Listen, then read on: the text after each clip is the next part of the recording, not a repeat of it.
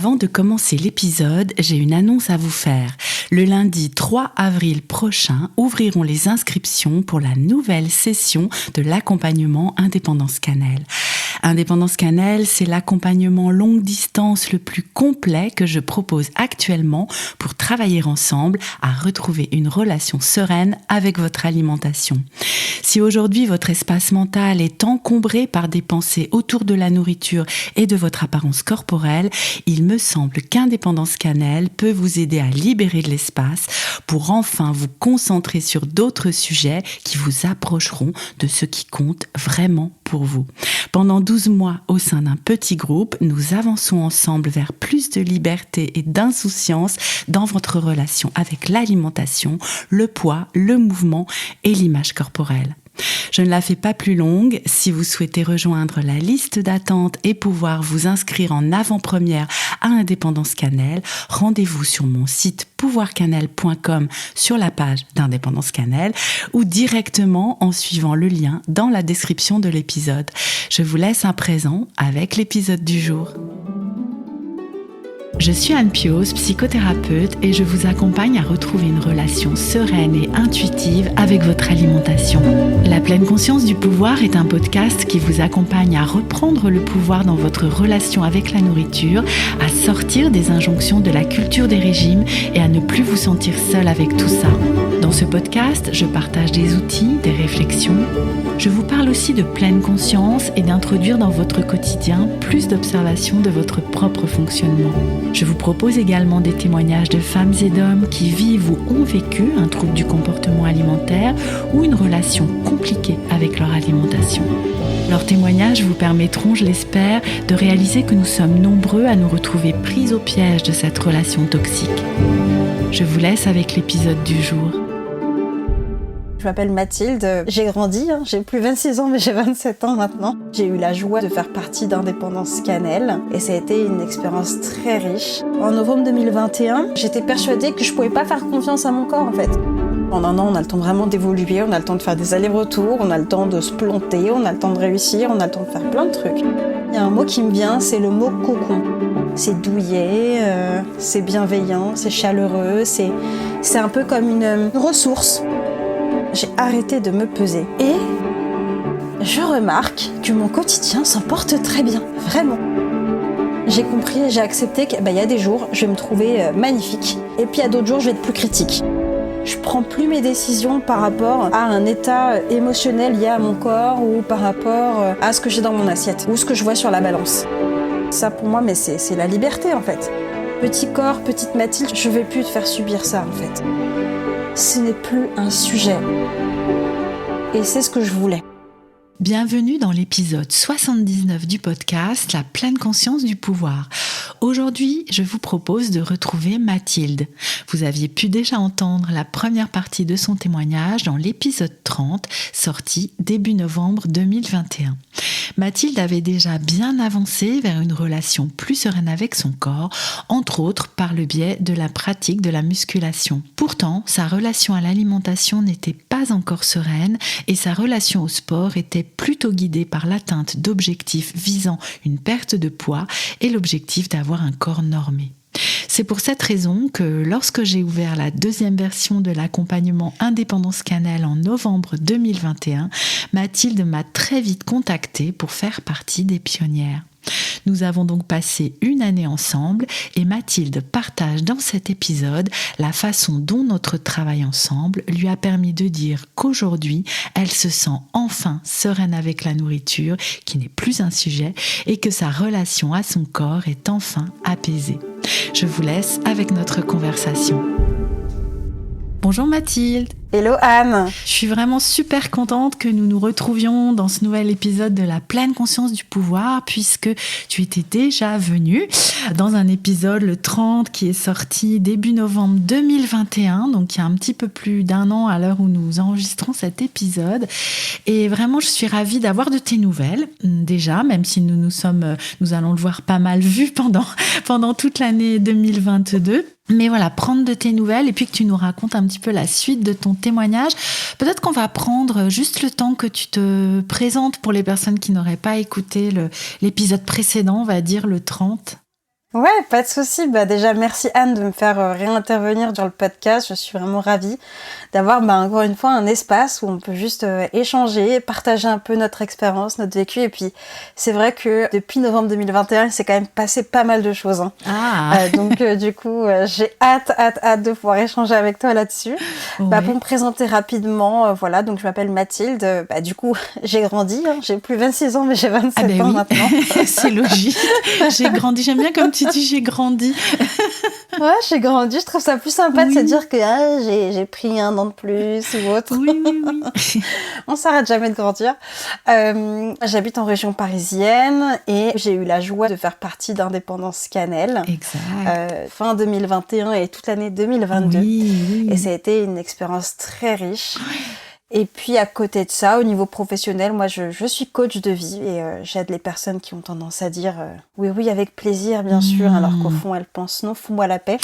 Je les aide à le dire sans se sentir coupable. Oui, mais Voilà. c'est une thématique super intéressante d'ailleurs pour ce qui concerne les personnes qui ont une relation difficile avec leur alimentation. Parce que j'ai remarqué que c'est une problématique qui revenait souvent chez nous, parce que je peux me mettre dans le panier, et que c'est un travail vraiment très intéressant à faire pour avancer aussi dans cette relation à l'alimentation, mais à soi-même surtout. Totalement. Alors, donc, tu as fait partie des pionnières de l'accompagnement Indépendance Cannelle, les fameuses pionnières qui sont arrivées lorsque j'ai créé l'accompagnement au tout début, en novembre 2021. Déjà, je voulais te remercier d'avoir fait partie de ces pionnières parce que vous avez, j'allais dire essuyer les plâtres, ça fait un petit peu chantier quand même, mais n'empêche, c'était précieux pour moi parce que vous me donniez vos retours au fur et à mesure. Presque, nous avons continué à co-construire l'accompagnement tout au long de cette année 2022, donc vraiment merci pour ça.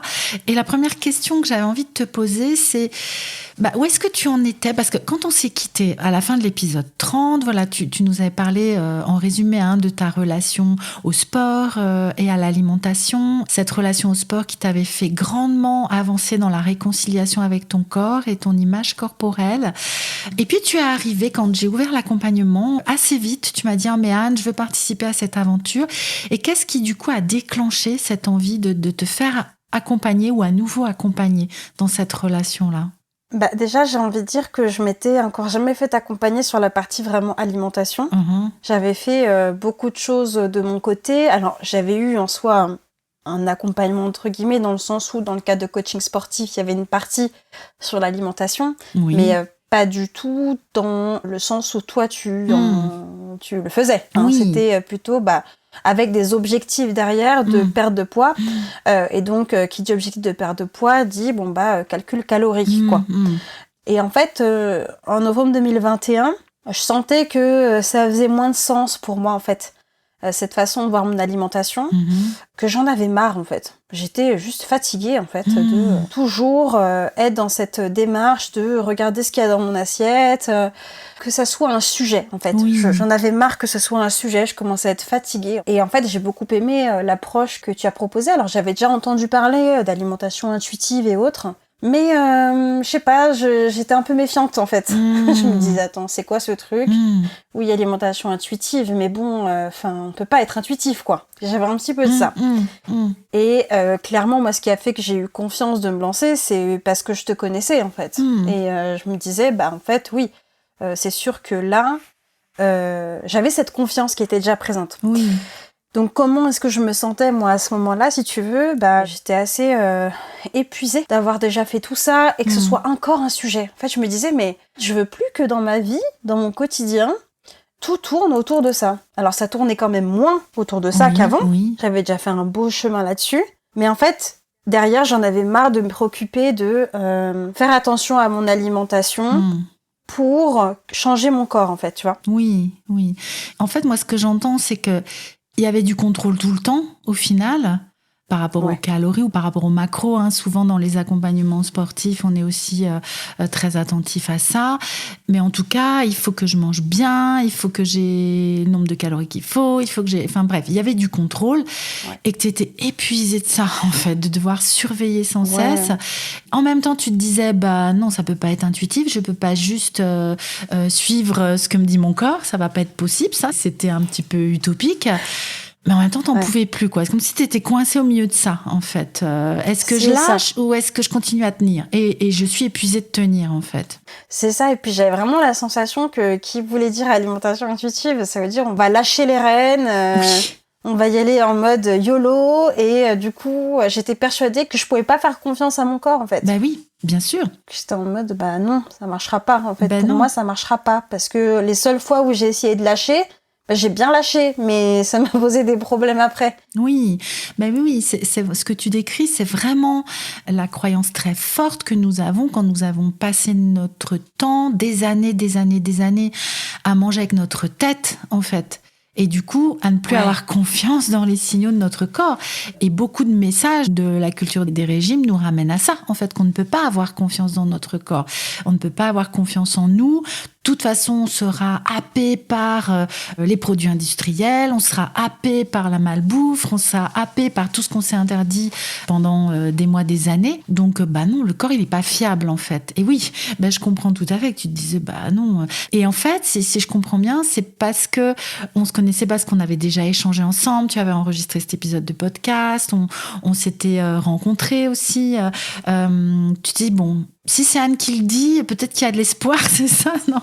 Ouais, c'est ça. Et puis même, au-delà de te connaître un peu plus, c'est le fait de voir ce que tu fais sur les réseaux sociaux, de t'entendre parler de ce sujet-là. Tu crées toujours du contenu d'hyper bonne qualité. Et puis même sur ce podcast, moi, ça m'avait beaucoup aidé d'entendre aussi d'autres personnes prendre la parole sur ces sujets. Donc, ça n'a fait que jouer, en fait, dans la balance de si un jour je dois me préoccuper de ça, alors je le ferai avec Anne, quoi. Ce qui est intéressant, juste, c'est que je me souviens même que je me tâtais, je me disais tiens, est-ce que je le fais ou pas ? Parce que je me disais mais finalement j'ai assez avancé, est-ce que c'est vraiment le bon moment en fait que de le faire ? Et les échanges qu'on a eus après m'ont aussi aidé à me dire ok, j'ai déjà fait certaines étapes et maintenant je me sentais un peu aussi à la croisée des chemins sur mon rapport à l'alimentation. Je voyais pas d'autre issue, c'est-à-dire que c'était soit ça, soit on continue comme on a toujours fait. Le premier choix me fait peur parce que c'est l'inconnu, parce que je sais pas du tout comment ça va se passer, mais me semble quand même plus apaisant, même s'il y a de la peur, que l'autre qui est plus effectivement sur le contrôle, la pression. Mais au moins je sais que ça marche. Donc c'était vraiment cette ambivalence entre les deux. Oui, c'est de quitter quelque chose qui marche, alors dans une certaine mesure en fait, mais ça crée trop d'inconfort. Ouais, c'est ça. Et puis qui marche par rapport aux objectifs en question. Parce que tu vois, moi, quand je suis arrivée vers toi, c'est de dire que, au fond de moi, c'est parce que j'avais du mal aussi à assumer le fait que mes objectifs étaient en train de changer. J'étais en train d'aller même vers un sans objectif par rapport à mon corps, par rapport à mon alimentation. Oui. En fait, je commençais à être fatiguée d'avoir des objectifs physiques, des objectifs en termes d'esthétique, des objectifs en termes de poids. Oui, parce que ça durait depuis pas mal d'années, finalement, cette question d'objectif. J'aime bien, comme tu dis, que tu étais en train, mais sans le savoir, de basculer petit à petit vers un sans objectif, qui peut faire peur aussi, peut-être, non ? Enfin, je sais pas. C'est terrifiant, C'est terrifiant.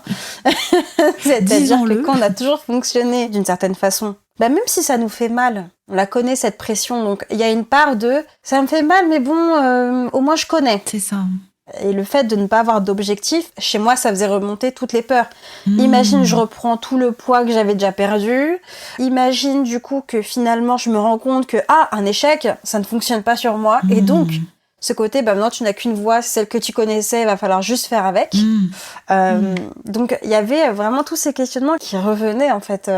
Et donc, ce sans objectif, à la fois, il y avait ce côté, c'est attirant, parce que waouh, une vie où tu peux ne pas t'en préoccuper, ou alors avoir un œil différent sur toi, ou alors si ça revient, de le traiter autrement. Ça paraissait un peu idéal, tu vois. Surtout quand pendant des années, t'es dans une forme de restriction, que pendant des années, tes objectifs ont tourné autour de soit perdre du poids, soit être plus forte. C'est... Ouais. Oui. Alors, comment tu décrirais ton expérience dans Indépendance Cannelle ? Alors, tu arrives convaincue, mais en même temps apeurée. Donc, comment ça s'est passé pour toi ? Déjà, j'étais apeurée avec tous ces questionnements-là. Mais qu'est-ce qui va se passer ? Qu'est-ce que ça va donner et tout ça ? Mais j'étais pas apeurée quand j'ai commencé l'accompagnement. Moi, quand je commence un accompagnement, j'étais surexcitée, moi. J'étais super contente. Je me dis, waouh, Mathilde, tu décides d'aller sur ce sujet, en fait. Donc, j'ai commencé en étant déjà fière de moi. Oui. En me disant, ok, oui. on va venir remettre en question certaines croyances, là. On va venir aller regarder ça. Et pour une fois, là, tu vas pouvoir le faire avec une aide bienveillante. Non pas que les aides que j'avais eues avant étaient bienveillantes, mais du coup, étaient liées aux objectifs que je m'étais fixés, en fait. Oui, donc, tout la à personne fait. s'adaptait à mes objectifs, Bien les sûr. questionnait pas. Et là, en fait, c'était ce côté, on va venir questionner tes objectifs et questionner toutes ces croyances que tu as à propos de toi, à propos de ton rapport à l'alimentation, à propos de ton corps, de ton rapport au sport. Donc, j'ai démarré avec un grand enthousiasme et une hâte, en fait. Et oui. Alors, est-ce que tu peux nous la décrire, cette aventure?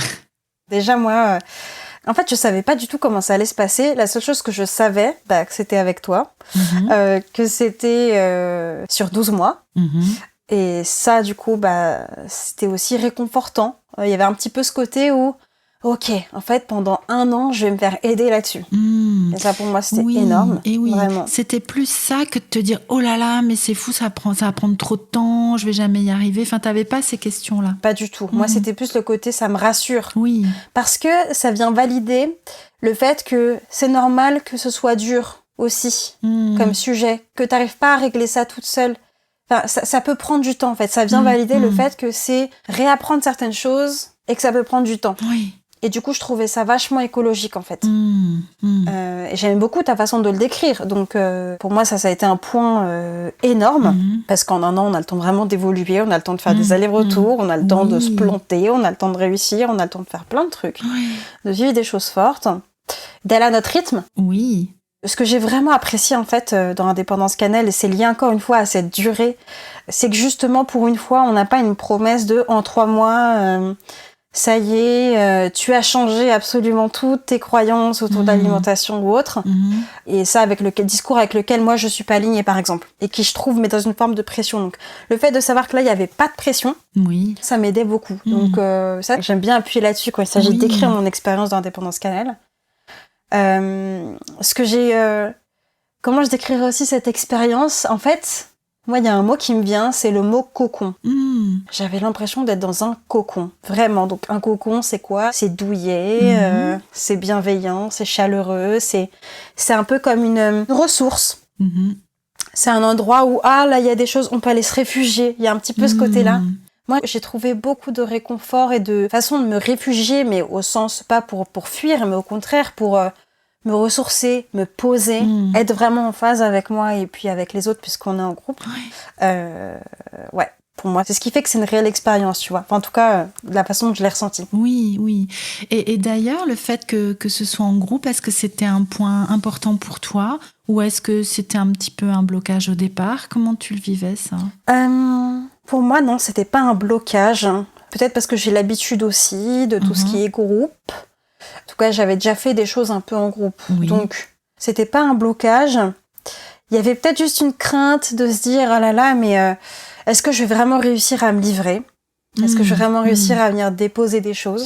Et ça, c'est une crainte qui est très vite levée à partir du moment où on est avec toi en Zoom. Hein. Je veux dire, à un moment donné, tu nous poses le cadre, on se sent en sécurité, on sent que vraiment chacune a sa place, qu'il y a un cadre qui est posé, qu'on peut être soi-même, en fait. Voilà, moi, je l'ai ressenti comme ça, donc très vite, s'il y a eu des petits moments de « Ah là là, mon Dieu, mais est-ce que je vais pouvoir dire ce que je pense ?» très vite, ça a été levé, en fait. Et la preuve en est, tu nous as même proposé des sessions individuelles que je n'ai même pas prises, au final. Exact, c'est vrai. C'est vrai, puisque vous avez à votre disposition au moins 3 séances, en fait. C'est ça. Et c'est vrai, je t'ai jamais vu en rendez-vous individuel. Parce que j'en ai pas forcément ressenti le besoin au final. Donc, le groupe n'a pas du tout été un frein pour moi. Et j'ai même envie de dire sur ce sujet, au contraire. Parce que, enfin, on peut parler de ces trucs qui nous trottent dans la tête. On se sent seul dans notre tête. Avec ce brouhaha mental. Enfin, là, on a un espace où on peut se rendre compte que, je suis pas seule à avoir ce brouhaha mental. Et 2, ça rassure, en fait. De voir qu'il y en a d'autres qui disent « Ah, mais toi aussi, toi aussi, ah là là, mon Dieu, ah, mais d'accord, ce n'est pas moi, d'accord, c'est le cerveau humain. Ok, ça va aller. » Alors moi, ça me faisait énormément de bien, quoi, vraiment. Mais oui, combien de fois je peux, et encore pour les personnes qui sont dans l'accompagnement aujourd'hui, entendre « Ah, toi aussi !» Enfin, c'est juste ce que tu disais là, quoi, hein, de pas être seule. Et même quand parfois, bien sûr, vous ne vivez pas exactement les mêmes expériences, puisque nous sommes toutes et tous différents, mais il y a vraiment des ponts entre vous et des expériences partagées. Je trouve ça tellement rassurant et tellement aidant de pouvoir échanger là-dessus. Donc ça, c'était pour les lives, hein, puisque nous nous retrouvions, et nous nous retrouvons toujours dans l'accompagnement une semaine sur deux, mis à part pendant mes congés, mais une semaine sur deux pour échanger ensemble. Donc ça, c'est une part de l'accompagnement. Qu'est-ce que tu as aimé d'autre dans Indépendance Cannelle ? Franchement, moi, ce que j'ai préféré aussi, c'était vraiment les lives, quoi.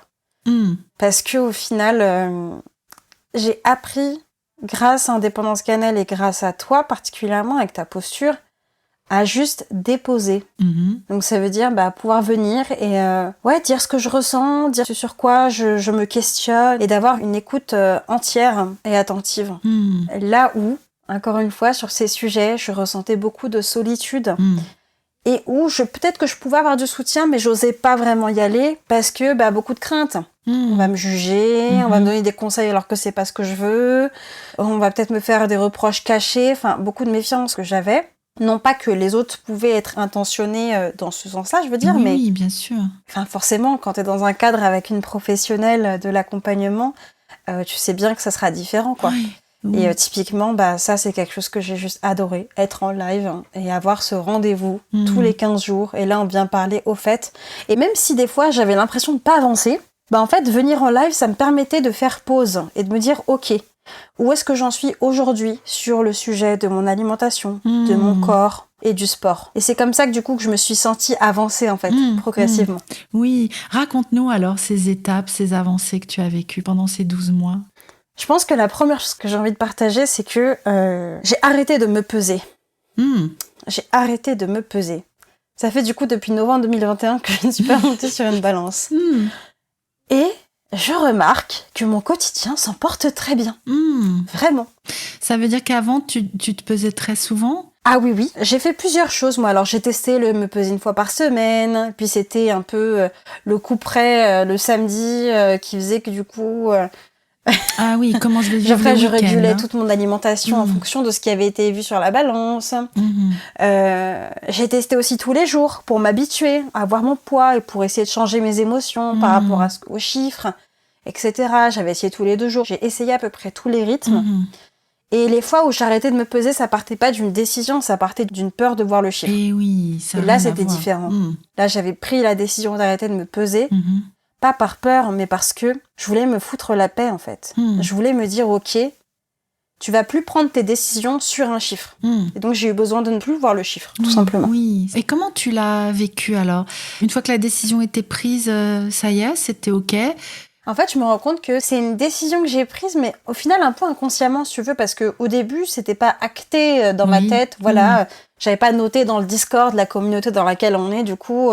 je m'engage à ne plus me peser. J'étais pas du tout dans cette dynamique-là. Mais j'étais plus en mode, laisse-toi aller et vois si vraiment l'envie de te peser vient. Et au final, l'envie ne s'est juste pas pointée, en fait. Eh oui, c'est-à-dire que ça n'a pas du tout été une lutte, en fait. Pas du tout. Et pourtant, j'y ai été confrontée à certains moments. Oui. Mon chéri est très sportif, très dans ce truc de musculation, de faire attention à son alimentation, etc. Et donc, c'était aussi un challenge, en fait, d'être avec quelqu'un avec qui j'avais partagé ça. Et là, on le partageait plus parce que je me retirais du jeu sur ça, en fait. Oui. Et donc, il y a eu plusieurs reprises où lui s'est pesé, il m'a dit, tiens, tu veux pas te peser, machin, mais parce que c'était une habitude qu'on avait. Oui. Et du coup, ça a été aussi à ce moment-là de dire non. Non, je décide que c'est plus mon sujet, en fait. Donc oui, j'ai eu des moments de pic un peu de je suis à combien et machin. Mais je remarque que c'était des moments parce que je me sentais en insécurité en fait vis-à-vis de mon corps, vis-à-vis de choses qui se pouvaient se passer en fait autour de moi, mais plutôt liées à l'estime que j'avais de moi en fait. Oui. Donc ça a été une première chose, hein. Tu disais une première décision, non décision, mais décision au final.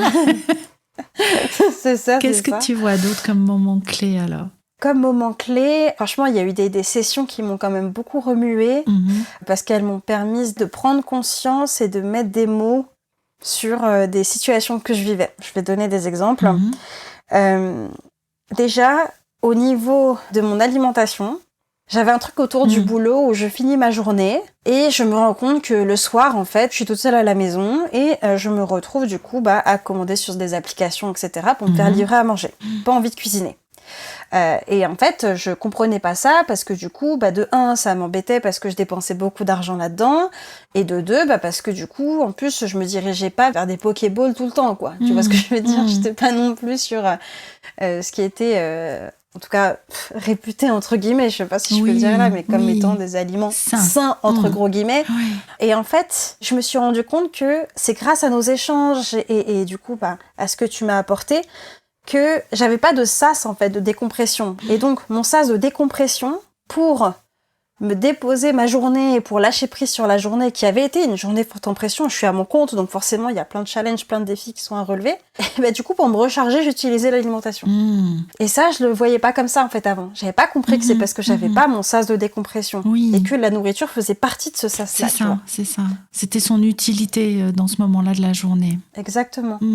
Donc ça m'a aidé à commencer à travailler un peu plus à l'extérieur aussi et à être dans ce cheminement du coup. C'est ça, de créer ce sas d'une autre façon en fait, qui répondait mieux à ce qui était important pour toi, y compris en termes d'économie, tu disais, parce que finalement c'était pas rendre service à ton budget non plus, cette histoire de commander. Exactement. Parce que c'était pas un choix à ce moment-là de commander. C'était une... Je me disais, j'ai pas le choix parce qu'il est 21h, c'est pas 21h que je vais me mettre à cuisiner. Et donc voilà, et c'est le confort. Et puis de toute façon, je suis fatiguée, donc voilà. Et oui, tout à fait. Et alors tu disais, ce serait intéressant de regarder sur les 3 axes, rapport à l'alimentation, au corps et au sport. Donc qu'est-ce que tu verrais comme moment clé dans ces 3 axes-là ? Pour le rapport au sport, 2022 a été une année perturbante. Perturbante parce que j'ai été confrontée à beaucoup de sédentarité, parce que j'ai priorisé en fait ma vie professionnelle. Et je me suis retrouvée du coup à arrêter totalement toute activité sportive. Et en fait, heureusement à ce moment-là quand même que j'étais dans l'indépendance cannelle, parce que sinon je pense que je me serais tapée dessus fois 1000, alors qu'en fait là j'étais juste dans le constat et dans l'acceptation que... Enfin, c'est de l'acceptation. Je me disais que j'avais pas le temps, mais c'est encore un autre sujet. Oui.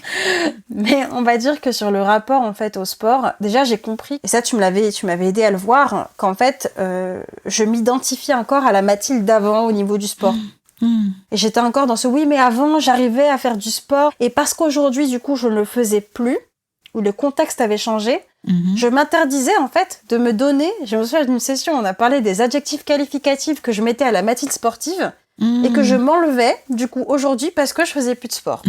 Comme si ce n'était uniquement que le sport qui apportait ça, en fait. Exactement. Et donc, il y a eu tout ce travail de déjà décorréler mon identité au fait que avant je faisais du sport souvent. Ça a été un gros point pour moi. Tu aurais un exemple de ces adjectifs ? Alors, à la Mathilde sportive, je lui attribuais la persévérance, puis je me levais à 6h, enfin bon, j'avais tout un truc et tout. Et en fait, du coup, je m'étais auto-enlevé cet adjectif qualificatif en me disant, non, tu le mérites plus. Eh ben non. Alors que c'est totalement faux, en fait. Et oui, avec ou sans sport, tu restes la Mathilde persévérante. Exactement, exactement. Et oui. Donc je dirais qu'il y a eu ça, et puis il y a eu un deuxième point, en fait, vraiment lié à mon rapport au sport, avec lequel je suis encore aujourd'hui en train de dealer, entre guillemets. Ça a été difficile pour moi de savoir pourquoi je devais faire du sport. Parce que si j'arrivais plus à faire du sport, c'est aussi, je me disais, j'ai pas le temps et tout ça, mais en fait, c'est parce que ça n'avait plus de sens pour moi. Je n'arrivais plus à trouver du sens. J'avais toujours mis le sport corrélé à 3 objectifs. Perdre du poids, avoir des muscles, donc transformer mon corps esthétiquement avec le fait d'avoir plus de muscles, ou alors, du coup, la performance. Et là, j'avais stoppé ces 3-là. Et la simple raison de faire du sport pour ma santé n'était pas suffisante pour me motiver à y aller. Et ça a été un moment hyper challengeant quand même de dire wow Mathilde, en fait, genre juste pour ta santé ça te suffit pas aujourd'hui. Et tu vois, j'ai eu à dealer un peu avec ça et à me dire ok, quelle utilité je peux mettre au sport dans ma vie maintenant en fait. Maintenant que j'ai décidé de me délester de tous ces objectifs-là, c'est un peu le sans-objectif comme on a parlé au début. Oui, c'est ça. Et oui, et que finalement, ça te plaçait devant ce fait. En fait, tu observais que la santé n'était pas une valeur suffisante à tes yeux, parce que après tout, hein, on n'est pas tous obligés d'avoir la santé comme une valeur importante, hein, entre parenthèses, hein, rien ne nous y oblige, hein, comme disent parfois certaines personnes sur Instagram, j'aime bien c'est cette expression, je ne dois la santé à personne en fait, donc rien ne nous y oblige d'être en santé, mais c'était ce constat-là, voilà, le fait d'être en santé n'est pas suffisant pour que je me remette au sport en fait. Et tu disais que tu es encore un peu en train de naviguer, hein, à cet endroit-là. Ouais, je navigue encore. C'est plutôt d'apprendre en fait à, pour une fois, voir le sport comme vraiment juste un moment de plaisir pour moi. De bien-être, de plaisir. De bien-être, de plaisir. On n'est pas là pour... Enfin, du coup, qui va avec bien-être et plaisir, qu'on a choisi volontairement, on a choisi l'activité, on a choisi le moment, tout ça en fait. Ouais. Où on le met pas juste dans l'agenda pour après se dire « Ah, c'est bien, là, j'ai fait mon sport !» En fait. Oui, j'aime bien le ton que tu mets là. Oui, tout à fait. Donc ça a beaucoup changé et vraiment, je remercie Indépendance Cannelle pour ça et toi, Anne, parce que du coup, j'ai pu naviguer avec ces prises de conscience-là, encore une fois, sans me taper dessus, sans me dire « Mais Mathilde, mais ça va pas, machin !» J'étais plus dans ce côté, ok, j'accepte que pour le moment, c'est comme ça. C'est pas grave. Oui. Et ça, je l'avais pas avant, ça. Cette capacité, du coup, à plus se lâcher prise sur les objectifs. Ça a été un gros changement. Et juste à dire, c'est pas grave, hein, la façon dont tu le dis là. Mais oui. C'est pas grave. Ça veut rien dire à propos de toi. Tu vois, c'est vraiment ça. Hein. C'est ça. Des questions d'identité, hein, vraiment. Et dans ta relation à ton corps et ou à ton alimentation, alors sur ces deux autres axes-là, qu'est-ce qui a été clé pour toi ? Alors ce qui a été clé, relation au corps, je dirais que je navigue encore là-dedans, que ça dépend des jours en fait. Oui. Mais rien que ça, j'ai accepté que ça dépendait des jours en fait, tu vois. Ben oui. C'est pas en mode, ça y est, le Saint Graal, un état de lucidité qui fait que j'accepte absolument mon corps tout le temps et que jamais mon rapport à mon corps changera. Non, j'ai compris que ça fluctuait. Oui. J'ai compris et j'ai accepté qu'il y a des jours, je vais me trouver magnifique. Et puis il y a d'autres jours, je vais être plus critique. Et encore une fois, c'est pas grave. C'est temporaire, en fait. Et ne plus prendre mes décisions. En fait, je pense que c'est plus ça, tu vois. C'est que je prends plus mes décisions par rapport à un état émotionnel lié à mon corps ou par rapport à ce que j'ai dans mon assiette ou ce que je vois sur la balance. Et ça, pour moi, mais c'est la liberté, en fait. Elle est là, la liberté. C'est ça, ça ne vient plus d'éléments extérieurs à toi, enfin même si ça fait partie de toi, mais tu vois ce que je veux dire, quoi. Ça vient plus de l'extérieur, de l'injonction, d'un ordre qui serait donné par un chiffre ou par une émotion par rapport à comment je me vois aujourd'hui, ou un objectif sportif, etc., etc. Et alors, tu nous en as pas parlé, mais il y a aussi des contenus sur la plateforme Indépendance Cannelle auxquels vous avez accès bien après les 12 mois de l'accompagnement, parce que ça semblait important de pouvoir y revenir, puisqu'on est dans un processus où il y a des moments où il peut y avoir besoin d'aller revoir des choses, etc., etc.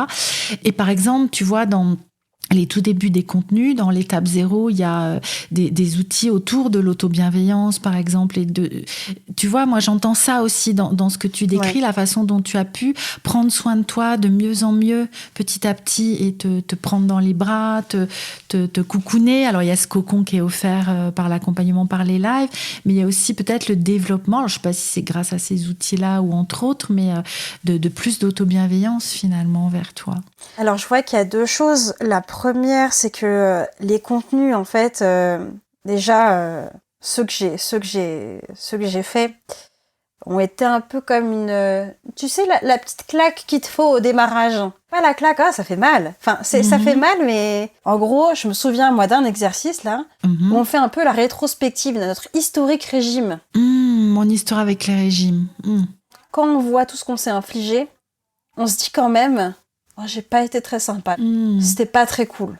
Mais c'est plutôt quelque chose qui amène après justement à vouloir prendre soin de soi autrement du coup. Et moi, ça m'a permis de faire la paix un peu et de me dire, mais ok, petit corps, petite Mathilde, je te promets qu'on va plus faire tout ça. Je vais plus te faire subir ça en fait. C'est ça, comme de prendre un engagement, j'entends. Cet engagement que j'aime beaucoup moi dire ces mots-là, mais c'est ce plus jamais. Plus jamais. En fait. Il y a eu de ça. J'ai aussi ressenti beaucoup de colère. Hein. Alors, pas avec les documents hein, et ce que tu nous partages, mais du coup, ces émotions, effectivement, liées au changement, quoi, de colère face au régime et à toute cette culture autour du poids, et je vois toute cette grossophobie qui est là. Donc, il y avait ce moment aussi un peu délicat où on voit du coup tout. Moi, j'avais une vision 360 et je voyais tous les trucs. Chaque remarque, je l'entendais, chaque pub, machin. Ouais. Et du coup, je me sentais agressée un peu par cette culture-là, du coup, de la diète et des régimes et tout ça. Et du coup, j'ai eu vraiment une phase de rejet total envers ça. Et du coup, ça, c'était un passage nécessaire aussi. Donc, ça m'a aussi aidé à le traverser. Et puis, tout ce que tu partages, du coup, justement, dans la plateforme aide là-dedans. Puis, il y a eu beaucoup d'expériences aussi que tu nous proposes. Ce que j'aime bien, c'est que ce sont des propositions d'exercices. Et puis, un autre point que j'ai beaucoup apprécié, que je l'ai plus, moi, vécu grâce au live, mais je sais qu'il y en avait aussi beaucoup dans la plateforme, et encore merci pour ça, c'est les méditations, c'est vraiment cette pleine conscience. Je veux dire, moi j'étais incapable de rester en pleine conscience ou en méditation, j'étais déjà énervée à l'idée de commencer. Je me disais déjà, moi j'étais dans le jugement déjà, tu vois. Oui, c'était vraiment pas ton truc, quoi. Et grâce à toi, Anne, et là c'est vraiment grâce à toi, je me suis rendu compte que c'était grave cool en fait, et que ça me faisait du bien. Et du coup, toutes les fois où justement on commence les lives avec toi, on commence par revenir s'ancrer, et là, petite pratique ensemble. Et ça, c'était juste génial. À la fin, j'attendais que ça, en fait. Et ça m'a beaucoup aidée. Aussi parce que tu as quand même une voix vraiment parfaite hein, pour ce genre d'exercice, quand même. Quand même. Et du coup, le fait d'en avoir encore, en fait, sur la plateforme, aussi, c'est sympathique parce que je sais que quand j'ai besoin, du coup, je vais pouvoir aussi y retourner, quoi. Oui. Alors, je vois, Mathilde, qu'on va bientôt devoir se quitter. Et j'aurais encore tellement de questions à te poser et d'envie d'avoir de retour. Mais voilà, peut-être encore un autre épisode un peu plus tard. Qu'est-ce que tu pourrais dire pour conclure ? Soit résumer ton expérience ou dire où tu en es, parce que ça fait un peu plus de 2 mois maintenant que tu as quitté l'accompagnement. Donc, il y a un autre recul peut-être qui s'est installé. Qu'est-ce que tu aurais envie de partager pour terminer ? Franchement, aujourd'hui, je me pose plus de questions sur qu'est-ce que je vais... est-ce que ce que je vais manger, ça va être bien ou pas ? Et vraiment, j'en suis à ce moment où mon cerveau, il est sur autre chose, en fait. Ce n'est plus un sujet. Et c'est ce que je voulais. Et ça, c'est une liberté. Vraiment, une liberté parce que c'est de l'espace disponible pour d'autres trucs, en fait. Et ça, c'est ce qui me manquait aujourd'hui. Donc, moi, aujourd'hui, je me trouve... évidemment, bien sûr qu'il y a toujours des petits trucs qui reviennent un peu, mais la façon de les aborder, c'est vraiment différent. Et vraiment, juste, c'est plus un sujet, quoi. C'est-à-dire que j'ai faim, je mange. J'ai pas faim, des fois, je vais manger, et c'est pas grave. Et des fois, je vais pas manger, et c'est très bien. Mais je suis plus en train de me questionner, est-ce que là, ce que je suis en train de manger, est-ce que c'est bien ou pas ? Cette notion de bien ou mal a disparu. Oui. Et ça, c'est une des plus belles choses que je souhaite vraiment aux personnes qui suivent, Anne. C'est d'accéder et de se donner cette autorisation d'aller, en fait, vers cette liberté mentale pour pouvoir, en fait, vaguer à autre chose, parce que je suis persuadée que les gens qui te suivent, en fait, j'en fais partie, on a plein de projets, il y a plein de trucs qu'on veut faire, on a autre chose à faire que de se préoccuper encore de « Tiens, mais si je mets 2 asperges, là, est-ce que ça veut dire que... » Franchement, quoi. Donc, c'est un peu ça le message que j'ai envie de faire passer. Il y a un après, en fait. Et le plus tôt on décide de le traiter maintenant avec les bons outils, les bonnes personnes, le bon accompagnement aussi, c'est vraiment ok de se faire accompagner là-dessus. Ça fait beaucoup de bien. Le plus tôt on peut accéder en fait à de l'espace disponible de stockage pour notre cerveau sur autre chose que qu'est-ce que je vais manger et les fêtes de fin d'année. Les fêtes de fin d'année, ça s'est très bien passé. Hein. Moi, j'ai pas eu de problème. Hein. Ça n'a pas été un sujet. C'est ça. Le sujet, c'était avec qui je vais être. C'est d'autres sujets, soit dit en passant. Mais... Oui, mais en tout cas, c'est décentré de la relation avec l'alimentation ou la relation au corps. Et que même si, c'est un processus qui continue, en fait, à avancer, que de prise de conscience et que de liberté retrouvée. Alors qu'en arrivant, tu te disais, mais non, mais ça peut pas être possible, ça, en fait, que ce soit un non-sujet et que juste je me foute la paix avec ça, quoi. Et bien, en fait, si. Exactement. Merci beaucoup Mathilde pour ta confiance encore une fois et pour être venue partager ton retour sur l'accompagnement Indépendance Cannelle. À suivre, je dirais peut-être. En tout cas, moi je suis toujours très contente d'avoir de tes nouvelles. Est-ce que tu serais d'accord pour échanger avec les personnes qui souhaiteraient te contacter sur ce sujet ? Avec grand plaisir Anne, et franchement foncez quoi. Même si vous avez juste une question, vous posez la question. Pas rester avec sa question, on trouvera pas la réponse. Sinon, voilà quoi. Merci pour ce temps aussi accordé qui fait toujours du bien aussi de faire un point sur où on en est. C'est ça. À bientôt Mathilde. À très bientôt Anne. Merci encore à Mathilde d'être venue témoigner de ces 12 mois que nous avons passés ensemble. Si vous souhaitez entendre la première partie de son témoignage, c'est dans l'épisode 30, le lien est en description. Si vous souhaitez que nous travaillions ensemble dans l'accompagnement de groupe Indépendance Cannelle, n'hésitez pas à vous inscrire à la liste d'attente pour rejoindre la prochaine session. Je pourrai ainsi vous tenir au courant et en avant-première de l'ouverture des inscriptions et je serai très heureuse de vous compter parmi les 8 prochaines ou prochains participants. En attendant, je vous dis à très bientôt dans un prochain épisode de la pleine conscience du pouvoir.